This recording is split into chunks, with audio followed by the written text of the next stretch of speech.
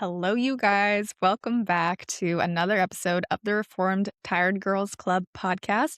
I am your host, Heather, and let's get through it. If you love this episode, like this episode, want to comment, like, subscribe, leave me a review, anything, engage with the community that helps me, helps the podcast out. You know I appreciate it, and I love you for it. Thank you, thank you, thank you, thank you, as per usual.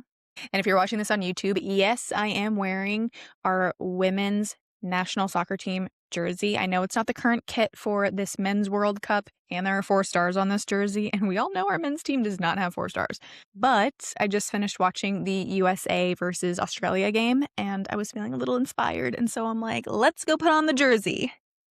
Let's do it. And if you're not watching this on YouTube, and you're listening to this on Spotify or Apple Podcasts, go check it out on YouTube.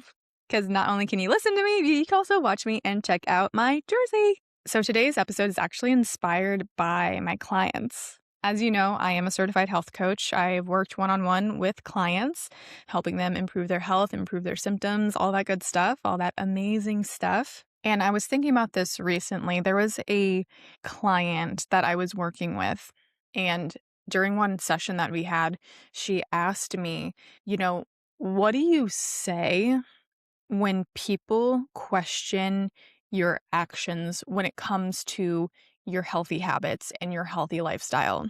And to be honest, I see a lot of this online. I see a lot of this everywhere. I've experienced this myself. I know my clients have experienced it.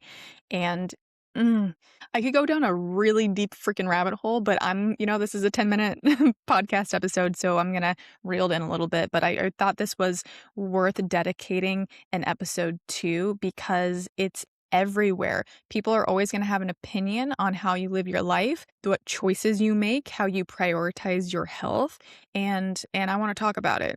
Right out of the gate, I want to tell you that you do not owe anybody. I just like to repeat myself for emphasis. You do not owe anybody any explanation.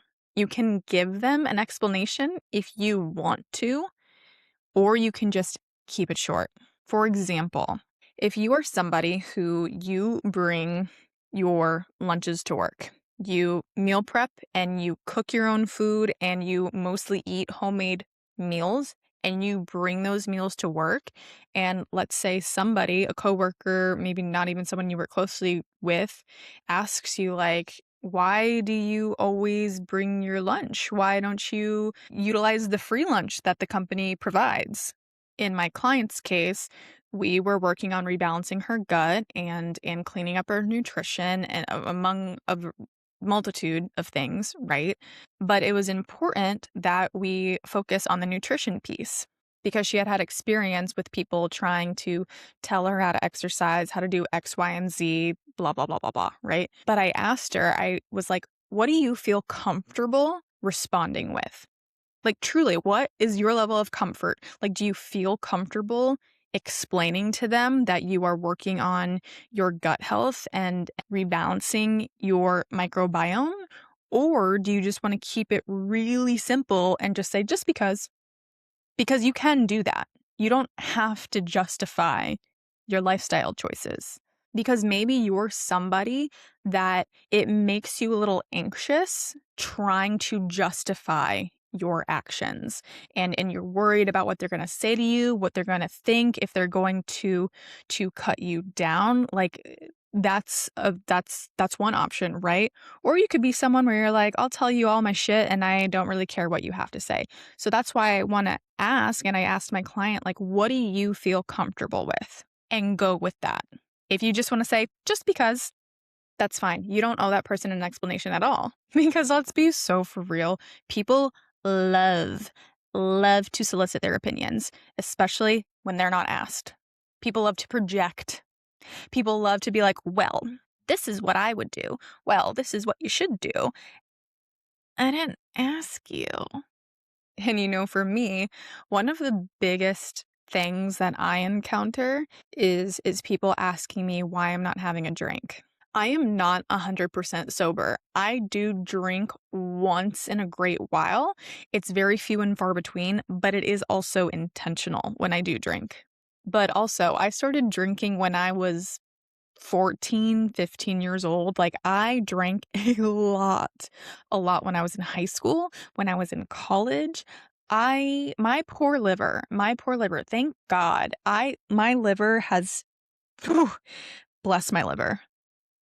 It's carried me through a lot because I have just trashed it with alcohol. But to be frank, I got to a point to where my body could not tolerate alcohol much anymore, and even just a glass of champagne made me puke. And, going through my health journey and everything, I was just like, I don't need to drink. I'll have a drink here and there depending on the situation and the occasion, but I don't need alcohol. And so more times than I can count, I've had people be like, "You don't want a drink? Why aren't you getting a drink? Get a drink, get a drink." And it's like, okay, dude, how is me not drinking impacting you? Like, are you literally gonna have such a horrible time if I'm not intoxicated? If I don't have alcohol running through my veins? I don't think so. I think you will be fine. And I don't know about you, but I can have a great freaking time not drinking. Okay? I can. Trust me, I can. But to answer my own question, me not drinking is not impacting the other person. So it really does kind of throw me through a loop when people get so hung up on times when I don't drink. It doesn't happen a lot anymore, but it used to. And honestly, I'm just at the point in my life and I've just been through so much that if it ever is someone who's making an issue out of it, I'm just like, What's your deal? Let it go."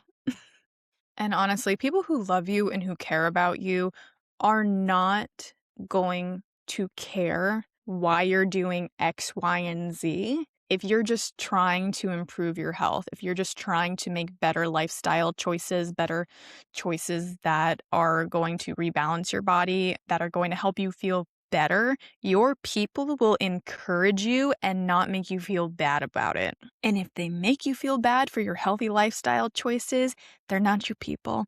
Go find new people. I think that is so important, and something that I want to hit home on is that who you surround yourself with matters, especially if you're on a healing journey, especially if you're someone who maybe you're dealing with gut issues and you're working on rebalancing your gut, maybe you're working on hormone health, whatever it is. If you have people who are surrounding you who don't support you and who tear you down and make you feel bad about it, leave them. Leave them, find new people. And it's also a prime opportunity to practice boundaries. We talked about boundaries not that long ago. I think embarking on a health journey and working on your health is such a great opportunity to practice boundaries because more often than not, people aren't going to understand it. People are going to make comments and people are going to press and push their opinions onto you. And it's important that you set boundaries, that you stick up for yourself and understand that you don't owe anybody an explanation if you don't want to give them one. Whatever it takes to protect your peace, to protect your sanity and your mental health, do that. Do that. I know it's easier said than done. Believe me, I know. But let me know, have you been in a position where someone has given you a hard time about your lifestyle choices pertaining to your health and improving your health? And what was that like? What was their reaction? How did that conversation go? Was it an uncomfortable situation for you? Was it a situation that you got through to the other person and they were like, "Oh, good for you," or were they like, "Mm, I don't think that's right." Let me know. And per usual, y'all, thank you so much for tuning in to another episode of the Reformed Tired Girls Club podcast. I love having you here. I appreciate you more than you know. And yeah, I will see you next week.